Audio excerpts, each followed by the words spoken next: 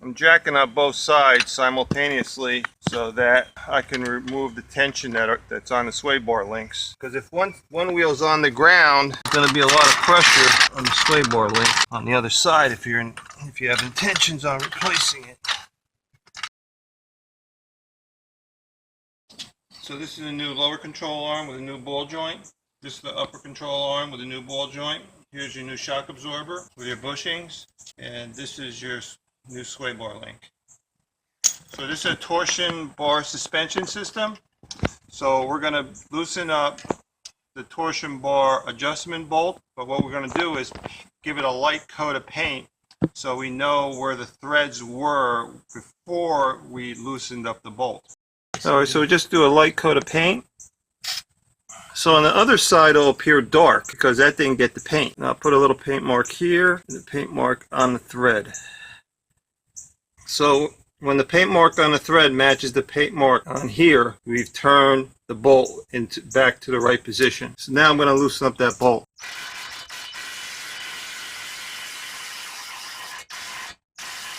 That's the arm connected to the torsion rod. It's slowly going down.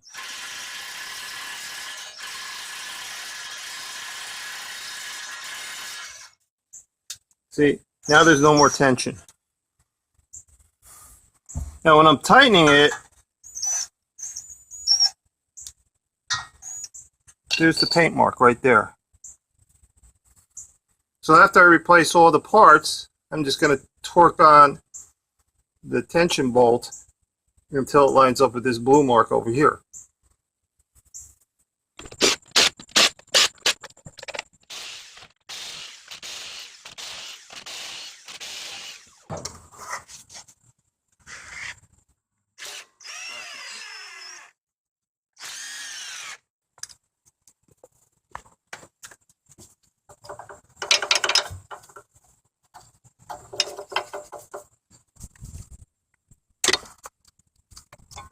This is the ABS connector.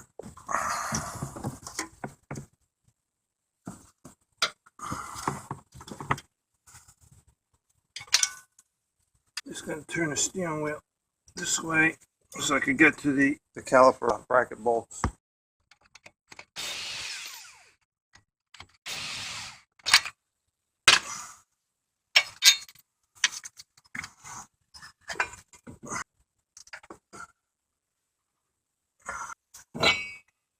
Look at that. This one's broken. See? Now I got to turn it the other way.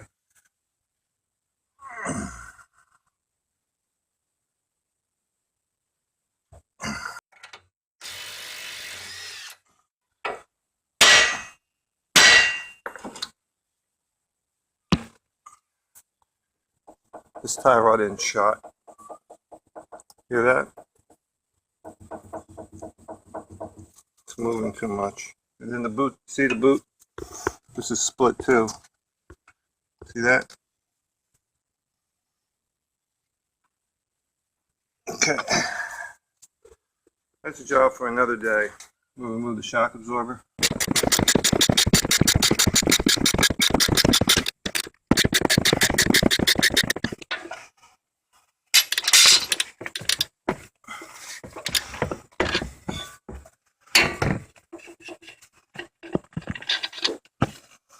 Okay.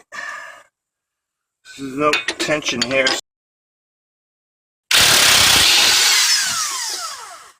So I can just pull the bolt right out.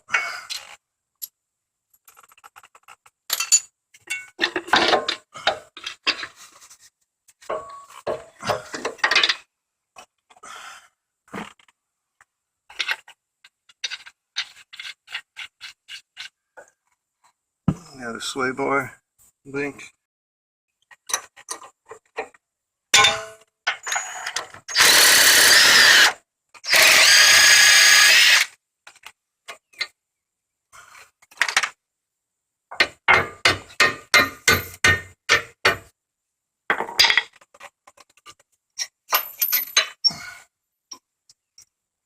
Alright, so we're going to put paint marks here. So I use my paint stick for the upper control arm adjustment. I'm just going to put it back to the same position. Now loosen up the upper ball joint nut over here.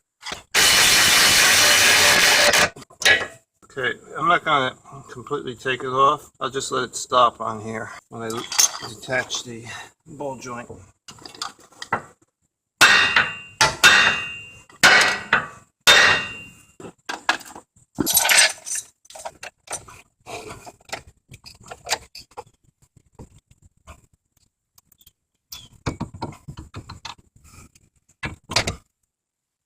Ugh.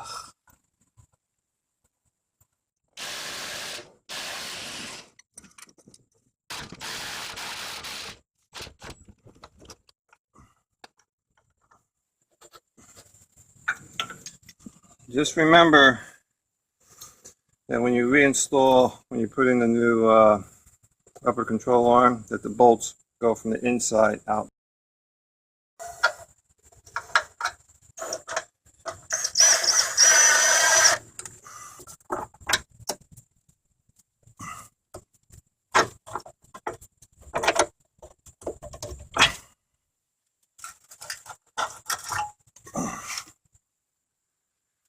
Oh,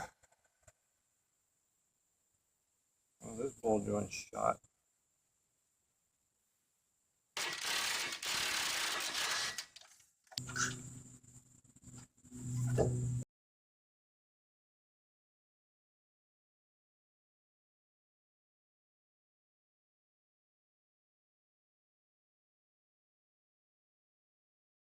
Okay, here we go.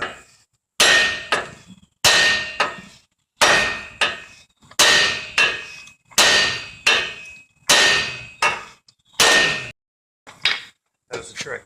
Upright.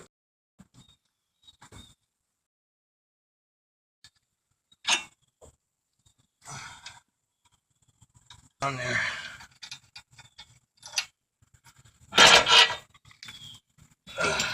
Okay, here's your torsion bar. It goes into the lower control arm. So when we remove the nut and bolt that secure the ends of the lower control arm, the torsion bar will still be stuck to the control arm. And then we may have to tap it out with a hammer.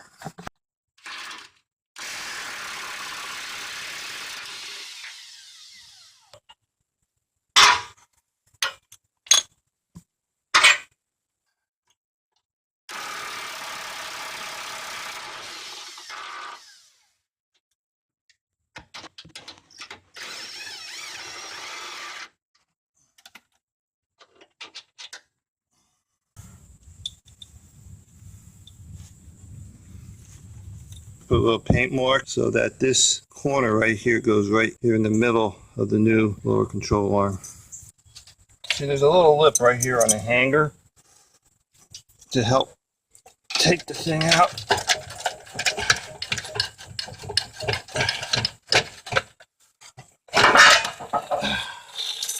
Okay. This is like weight training, man. A little grease on the mounting point to help it along.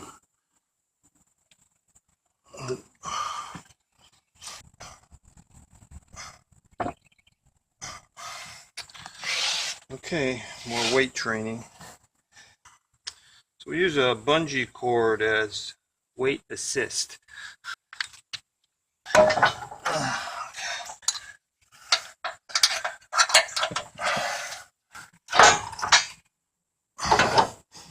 This should be in the middle. I think we got it. Alright. Got this lip over here, so if I just whack it a little bit.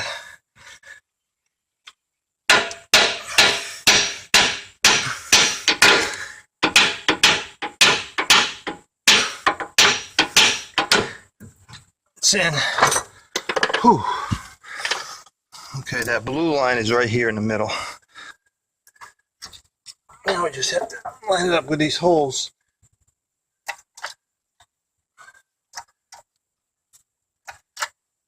Okay, the hole's lining up on the back.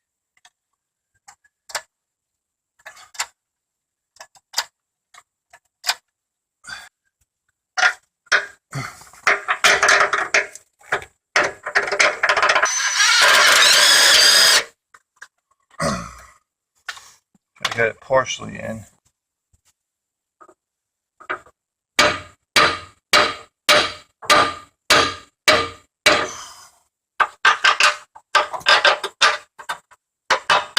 Look at that, perfect.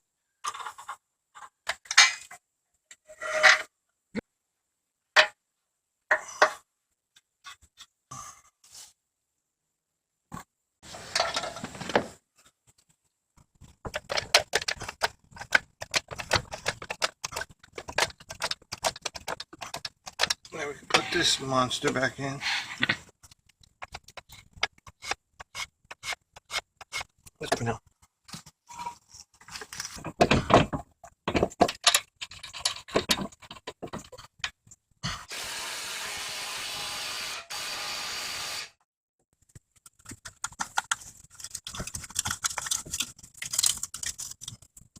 Okay.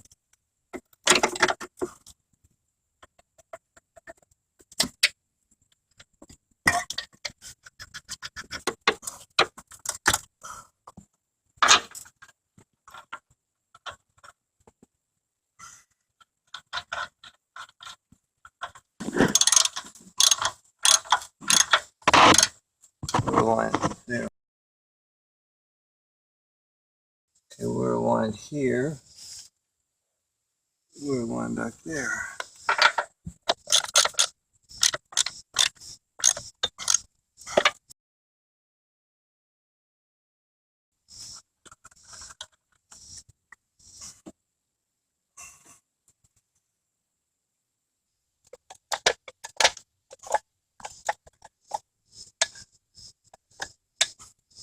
The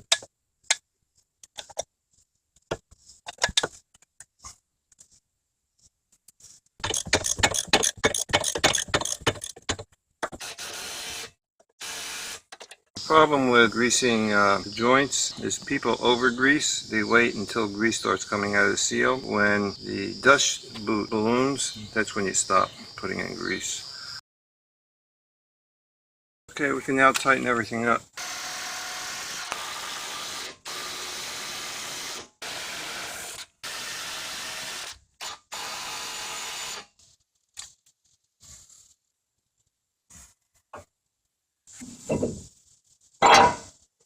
This is so that the rotor doesn't move around when you're putting back on the brake caliper assembly. Let's put on the shock absorber.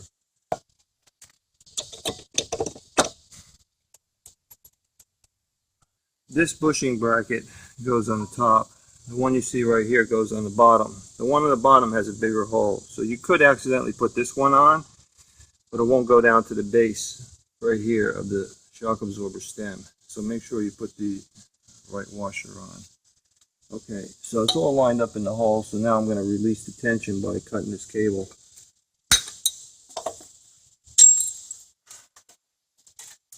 Okay, now the shock absorber is fully extended. You want to make sure this side goes on top first, and followed by the concave side going on top. Alright, what we could do is just push up on the lower control arm, and now bring the shock absorber up a little bit more so that it'll expose the stem threads. Nice, the threads are exposed. Big nut goes on first. That's going to take most of the tension. The smaller nut is like a locking nut.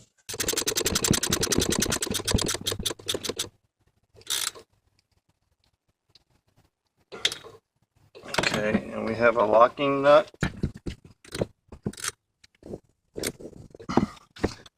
Now we could tighten up the base of the shock absorber, the nut and bolt here. See, the reason why I didn't connect the tie rod in is now I could just move the whole thing over like this, have easier access.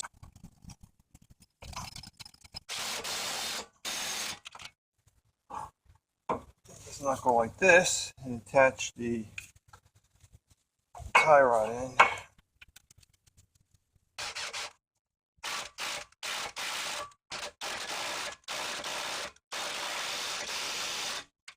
The shaft of the other tie rod end was spinning, so by applying a little bit of sideways torque on the steering knuckle, that put pressure on the shaft from moving while I was trying to torque down the nut.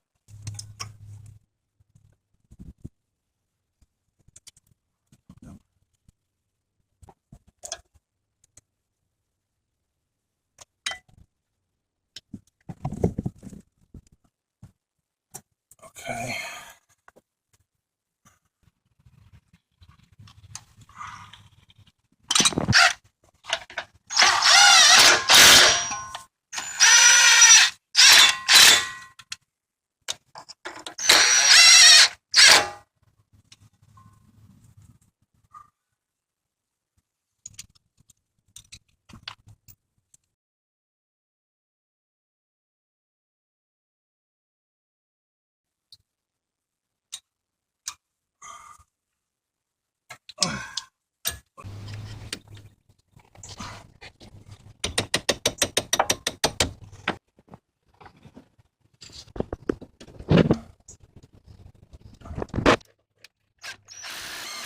After all the suspension components have been replaced, measure the suspension height of the rear end and compare it to the front end. You do that by taking a ruler, placing the edge of the ruler on the ground and measuring it up to the top lip of the fender.